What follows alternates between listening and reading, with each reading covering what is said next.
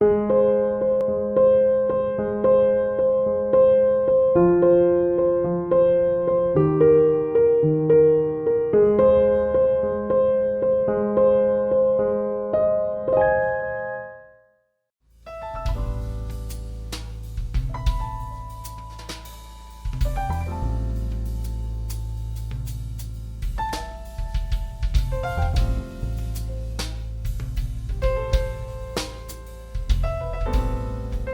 I know you're really tired of me telling you how much I admire you. Well, keep going. Really? It's fine. But what I would love for you to share are just your top 3 or 4 okay. business advice. Easy peasy. Because I think this is an area where you are just absolutely amazing. Well, you're sweet to say that. Thank you so much. I can do that. 3 is easy. I do have to throw in a couple other things though. Okay. That I think are really, really important. At least for me, they have been, and I think I can speak for Jamie on that as well. You know, being a member of PPA and being a part of PPA has been such a huge part of my career. In photography, and not just because of all the benefits and all the great things, but because of the fellowship and the education, and whether that's your state association or your local or regional or whatever, but being a part of that and having those resources. I mean, those are your work friends. I mean, I love Jamie to death. True. But we don't have work friends. You don't go to an office every day and you have people that you hang out with at work. It's kind of us, you know what I mean? And which is awesome. But you don't have that. So that fellowship and having the ability to reach out and go I've to never events. thought of it that way. But I think they're your work fantastic. friends. We don't have water cooler friends, right? You know, when I go to the lunchroom, it's just me. And as also I think I am. That can get boring after a while now. But no, being a part of PPA is huge. And that's something. And also working really hard towards my certification and becoming a certified photographer. That was really important to me because I didn't come at this as, I didn't grow up and want to be a photographer. It just, photography found me, which is great. And I'm very thankful for that. But I really needed to study and learn, and earning that certification was a big deal to me. And the other part is, and I just got back from, doing print competition and judging, working towards my master of photography and working on that and being a part of print competition and listening and learning. And I mean, I literally left this year's print competition and I was like, well, maybe I'll go get another job because there's so much beautiful work out there. So it's so inspiring. It is inspiring. I agree. Those are 3 things I really have to throw a little plug in there for because I just think they're so important to us. And just being involved. I think the more you're involved, just the better you become. Of course. And I can't even put words to that or give you examples. It just seems to be what happens. Of course. I mean, I started off, like you said, with PPA charities and just helping out and doing this and doing that. And then next thing you know, you're president of PPA charities. And the next thing you know. Yeah.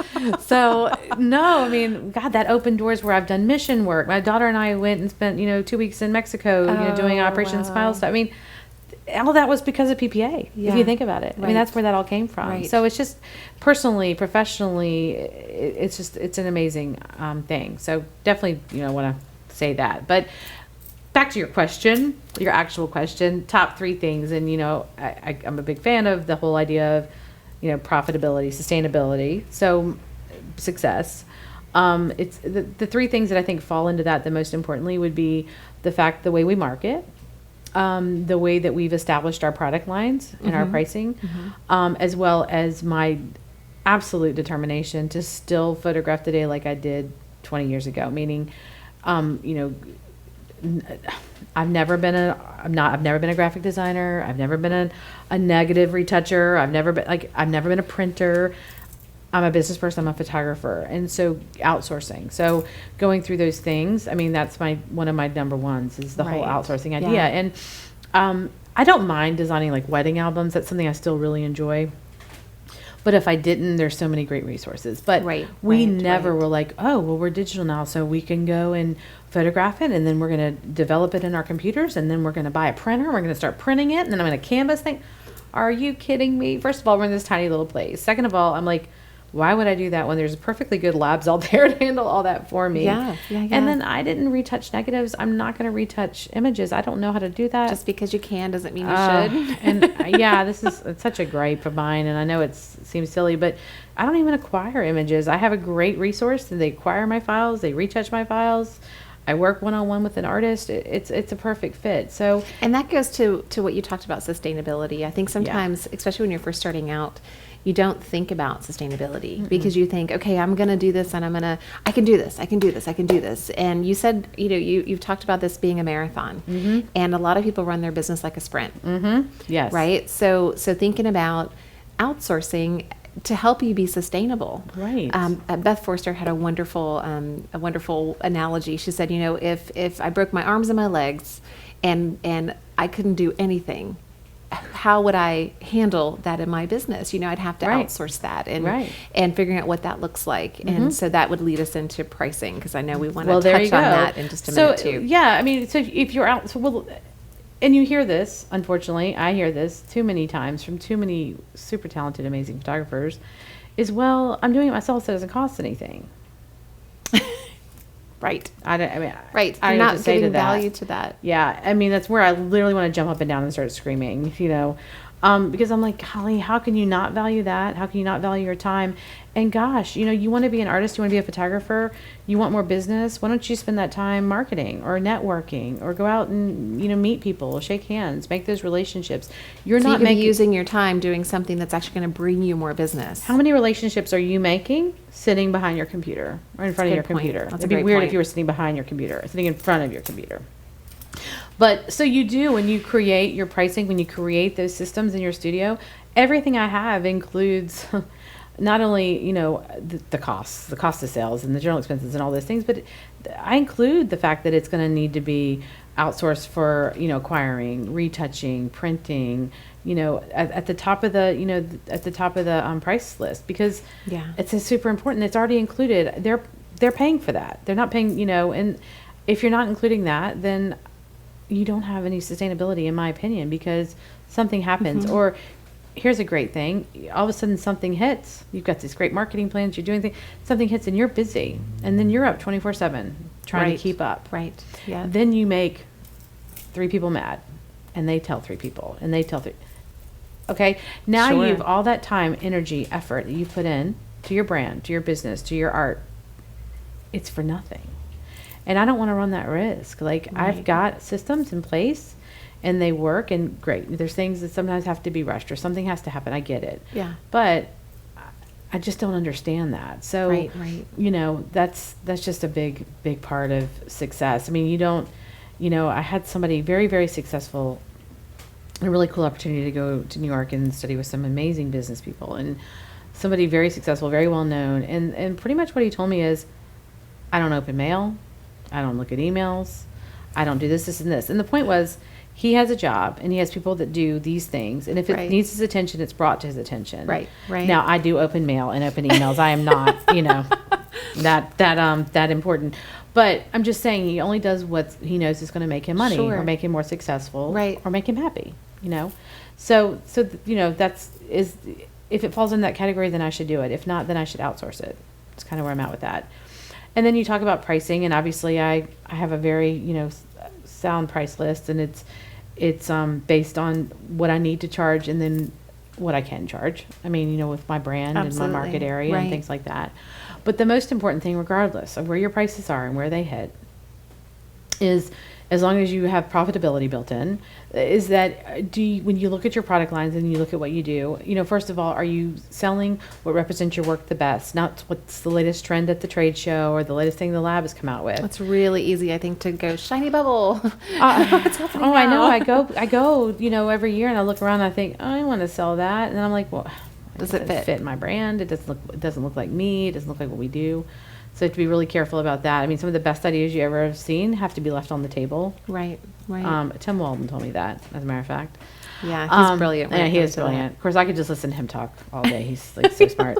So there's that. But regardless of what it is, whether you're doing a la carte pricing or you're doing packages or collections or whatever it is, do you have it set up, like everything else in America, that you can buy that good, better, best, and that, oh my gosh, or that Whopper type product? And whether, like I said, whether it's a big wedding collection or senior collection, or it's that you're offering paper prints, canvas prints, and, brush oils, and then, masterpiece oils like we do here, whatever it is, do you have that range? Because what we know, it's like Psych 101, is that consumers buy in the middle. Okay. So if you have where you want your average sale to be, you're going to hit your average sale. Now, marketing is where we get into getting more of those sales in the door. Right. But by setting up your product lines like that, it's really that simple. I mean, I know it sounds like, well, that's too good to be true, but it really is that simple. If you set it up that way and you explain it that way, and not that way, but you explain to your client, these are my products, what do you like? And they're going to pick. And if, hopefully it's right in that middle. Now, I'm not saying that some are going to land here. It's like cars. What's a good example is Starwood hotels. Okay. So they have everything from a loft, they have 4 points aloft all the way up to the St. Regis. Okay. Okay. Where do the majority of people stay? Majority of people stay in the Sheraton Westin range. That's where the bulk of their clientele stays. You stay in that, but every once in a while you have to stay in a loft, or you have to, and every once in a while every few years your husband's going to take you on that big trip and you get to stay in the St. Regis or something. My point is that good, better, best, and that, oh my gosh, are you kidding me? I can't believe you're paying that much a night to stay in a hotel. The presidential suite. Yes. They do have a butler in the rooms there, which is really kind of cool, which my kids, unfortunately, that was one of their first hotels they remember staying in.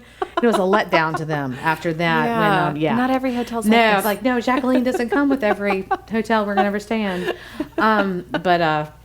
Believe me, I use my points for that.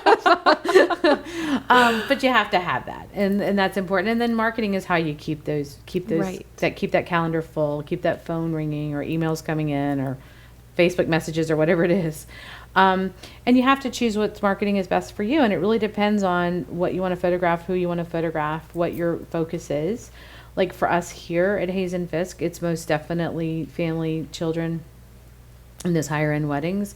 And the number one way I market, you're so sick of hearing this, is the relationships. And whether that's relationship marketing, meaning partnering with that like-minded business and saying, hey, let's offer all your clients a complimentary family portrait session at Hayes and Fisk. We photograph your family. You love us. We love you. We know we have some great, similar clients. And this is a really good example. So just recently we photographed this couple's wedding. We photographed, they were able to have a little boy, several years ago. We photographed him since he was born. But he's a very influential real estate agent. He's grown into a very influential real estate agent. Like I remember when he was trying to pass the real estate exam. And so we've known him for a long time. And he's a perfect fit for us. Perfect fit. He's perfect clients. I know the range of the homes he's selling. I know where they are, where his focus is. Perfect fit. We're also the perfect fit for him because he loves what we do. He loves our photography. And because he's a new broker, he's building his real estate firm. So we said, okay, let's do a partnership. So we photographed the family. Everything went out to all of his clients. Thank you so much for using me or choosing me or buying your beautiful home from me. Hayes and Fisk Photography have been our portrait photographer for many years. We want you to have one of their art pieces to grace the interiors of your new home. Point is, the win-win here for this relationship marketing is that he gets to give all of his clients this amazing gift. We get to now have them redeem that, come in and be photographed by us. And as they're here, something new that we're doing to take this one step further for him is when we're asking them to give us either a verbal or a written testimonial about the experience, not just with the realtor, but with us. So now every time we get this great testimonial for the realtor, we're sending that information and saying, hey, the Smith family came in and this is what they said about working with your firm. Oh, that's fantastic. People are flipping out over. We just did this recently with a really high-end, they do the doctor's office, but they do plastic surgery. plastic surgeon's office, but their experience with the office and the cool feedback we're getting. We're asking them, hey, tell us a little bit about going to Dr. So-and-so's office, and the feedback, and now we're being able to give it to them. They're using it in their that's testimonials. fantastic, yeah. Then they're giving them testimonials on it. So it's like, because it's all about, well, think about marketing today. Your number one indicator, the number one reason a millennial will hire you is the reviews. So if you don't have great testimonials and you don't have great reviews out there, then they may not pick you. So you have to cultivate, you have to capture those reviews. And how much easier for a third party to ask for a review versus them so we're asking doing it for each review. other. So it's a win-win all the way around. And, you know, so it's that type of marketing. It's that type of opportunity that you're looking for. And look, it doesn't have to be that, you know, high-end realtor in town. It can be, maybe you want to work with, you know, if you want to do glamour, like I've worked with a lot of studios, and I've said, you know, find a really cool personal trainer. That's a perfect way. You know, you work with a personal trainer, maybe they would be a good resource to get some new glamour sessions or boudoir sessions in your door. Right. If it's high school seniors, you know, there's lots of other, you know, opportunities. Maybe it's a small boutique clothing store or jewelry store. Maybe it's, you know, for me, the number one way for my high school seniors is, you know, groups, organizations, and charities. Like saying, okay, you know, you all play travel soccer. Oh, yeah. Okay. They're always trying to raise money. Yeah, you're raising money. So here you go. You be a model for me, and every time you refer somebody, I will make a donation to this XYZ soccer league or the Cinderella Fund or the band boosters or whatever it is. Right. Because they're so involved. And the parents are loving that too, because that's Win-win. less money they have to Right. put towards Win-win, it. right? Just creating those relationships. That's so fantastic. It's, you know, I know we've talked about relationship marketing for years, and it's basically the same thing, but it's definitely got a little bit of a twist to it because that referral, that testimonial angle, all that. Right. I mean, I love that you're huge. thinking of ways to say, how can what I do be really helpful for someone else? Right. You know, and taking that emphasis off of me, and saying, okay, I'm gonna do good out there, and I'm gonna put this out there. And I mean, obviously, that's working amazingly. And being for very you guys. transparent that Yes. I get it, I can help you, and I know it's going to help me. Absolutely. Like, very Yeah, transparent yeah. about that. Like, some people get very, like, I think that's so important. The transparency is key. For sure. You know, it's like, don't pretend like you're doing anybody a favor here. Like, let's just be honest. Let's just call it what it is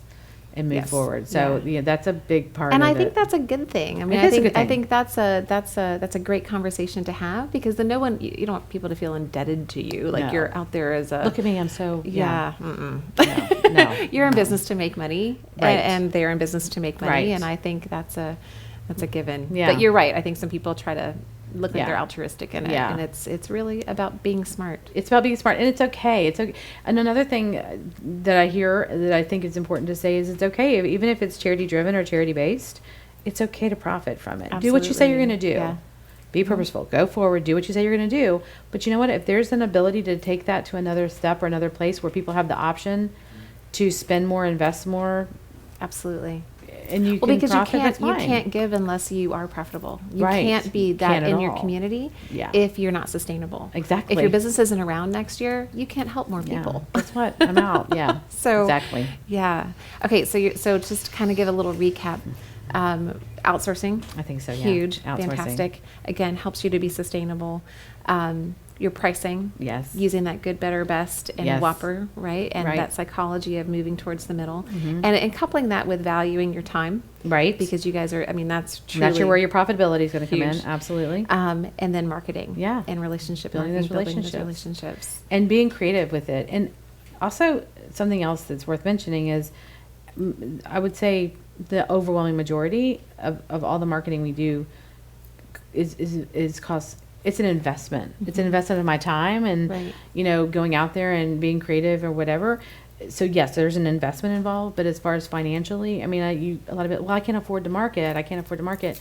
It's as much as just going out there, meeting someone and striking up a Yeah. conversation and listening and thinking, hey, I think we could work together. Absolutely. So there's a very little to any financial investment involved Right. in that type of marketing. And the more that you're face to face with people, the more they have to say about you. Right. You know, I mean, people buy from people they like. I'm Right. convinced of that. So if you're out meeting with people, then they can go, oh, I just had lunch with Mary and Yeah. she's delightful. And, I love the course. way blah, blah, blah. Or you're like, Yeah. of course I do. Yes, of course they said that. But yeah. it gives them something to say.